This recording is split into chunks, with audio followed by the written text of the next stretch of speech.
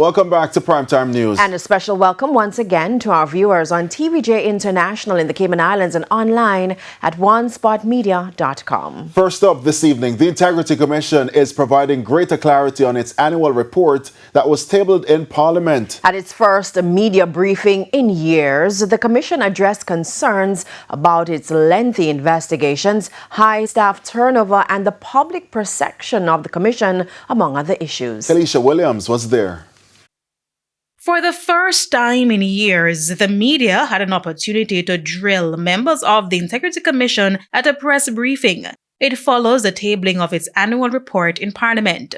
It also came on the heels of several controversial investigation reports that had the Commission facing the ire of parliamentarians. First up, concerns about the time at which it takes the Commission to complete its investigations. Complex matters will take a longer time. But what we're trying to ensure is that the matters that do not need that time are completed as soon as possible. And the kind of ballpark that we're looking at, as my staff would know, is between 6 and 12 months, closer to 9 months. However, the Commission said in order to reduce the investigation time, the staffing challenges will have to be addressed. Currently, the Investigations Division is only operating at 55% of its staffing capacity. It is indeed a difficult psychological burden to come to work, and every day you have 11 or so matters to pursue. Some of these matters are extremely complex and voluminous, and so we have to ensure that we recruit the number of staff necessary, at least to fill our establishment, so that we can continue our work in this area. The challenge, though, is that the Commission is already having a tough time retaining its staff, so recruitment may be difficult. But Executive Director Craig Beresford said compensation is the issue. He said the Commission has written to the Finance Ministry to revise their salary package, but so far it has not received a response. We have found that especially our technical persons, they are at a lower level in terms of comparative than they were before. And step back and look at it.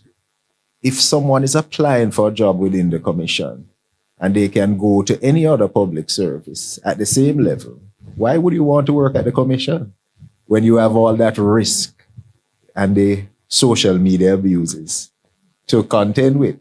Speaking of negative comments on social media, questions were also raised about how the Commission has been handling concerns about it being too intrusive and speculations about the agency attempting to harm the reputation of parliamentarians. There's nothing that the Integrity Commission, none of the divisions do with taking precise steps to harm any public official's reputation. That is not our business. Next issue, the Commission not having a protocol that states that when charges are to be laid, they are laid immediately or shortly after, an issue which has heightened public scrutiny.